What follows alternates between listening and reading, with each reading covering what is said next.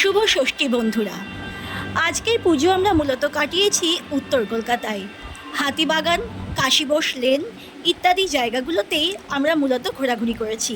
আর এখানেই আমরা এসেছিলাম হাতিবাগান স্ট্রিটের কলকাতা রাজবাড়ি নামক একটি রেস্তোরাঁয়।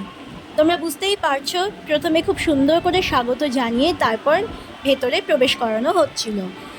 আর পুজো উপলক্ষে ছিল স্পেশাল কিছু থালি, যেরকম মহাষষ্ঠী থালি তোমরা দেখছো, মেনু দিয়েছি আমি। আর তার সঙ্গে ছিল অন্যান্য ডিশ।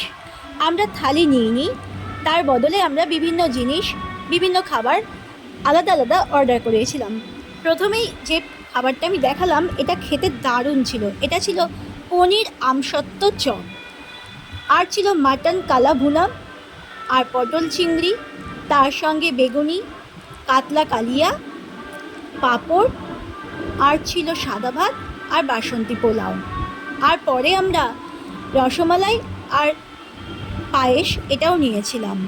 তো প্রত্যেকটা খাবার ছিল দুর্দান্ত। আর কলকাতা রাজবাড়ি একটা সত্যিই অনবদ্য অনুভূতি দিয়েছে আজকে আমাদের এই পুজোর দিনে। একদম রাজবাড়ি স্টাইলেই খাওয়া দাওয়া। বন্ধুরা কমেন্ট করে জানিও যে কেমন লেগেছে এগুলো।